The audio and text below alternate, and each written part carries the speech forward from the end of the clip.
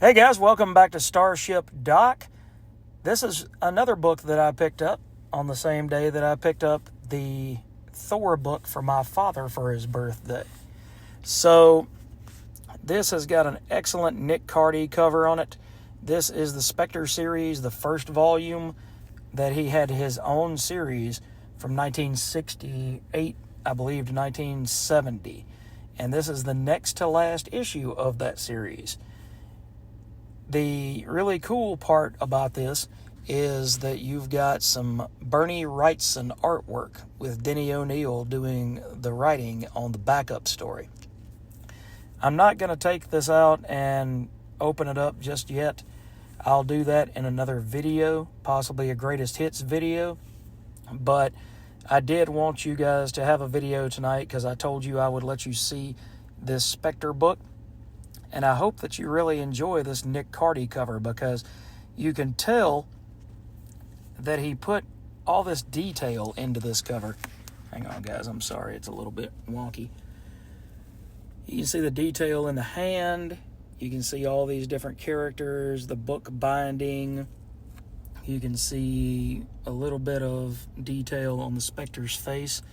But to me, as a collector and as a reader, the person that I most associate with the Spectre in the modern day is Jim Aparo. And Jim Aparo did a ton of work on Batman and just Aquaman on Adventure Comics back in the 70s. And when I think Spectre, I think Jim Aparo. But Nick Cardy did an excellent job on this cover. And earlier in the run, they actually had, I want to say, 4 of the issues had covers and were fully written and or partially drawn by Neil Adams. So that would have been a cool thing to find. But here we get Jim Corrigan, and it's the Journal of Judgment. And one of the famous stories that always seems to come through the Spectre books is, has Jim Corrigan actually been successful at not defeating the evil on Earth? That's not his mission, but to excise that evil from men and to stop them from doing things that would otherwise be unseemly or be downright evil. He is the wrath of God. He's the vengeance of God. And through that, he wants to teach a lesson as well as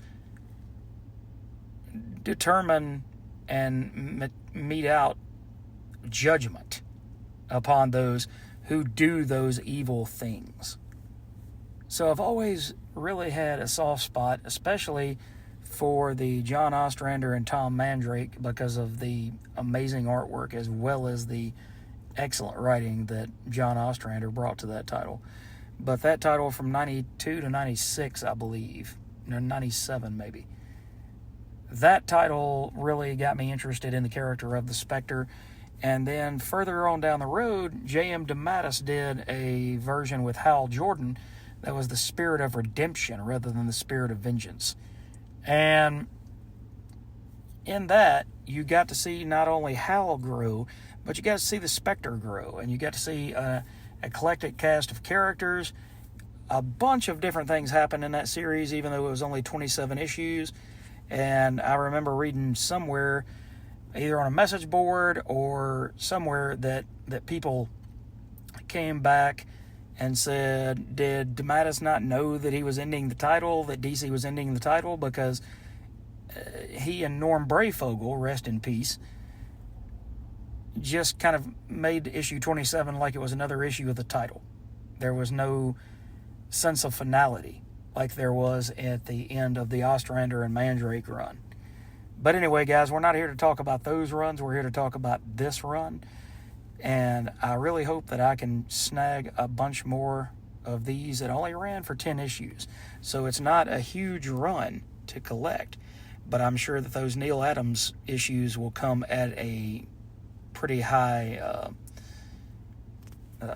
what's the word I'm trying to think of?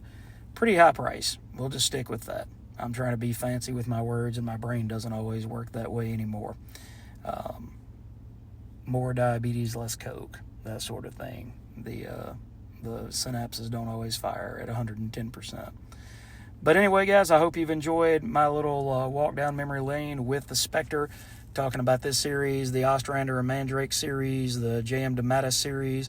And if you have any of those Spectre books from the Silver Age, let me know. Let me know what you think about the character. Do you think that he's outdated in this day and time? Do you feel like he has a lot more to say than what DC gives him credit for, and the space and the page count that this character has ever gotten? By the way, the Spectre was created by Jerry Siegel, also known as the co-creator of Superman, and Bernard Bailey, way back in, I want to say, in 1939. So he's not too far behind in Superman, and I just think he's an infinitely more interesting character than a lot of other DC characters. So thanks again for joining me on this little jaunt, folks. I've got some more videos lined up for you, so keep your eyes peeled, and I will see you in the next video. Take care, guys.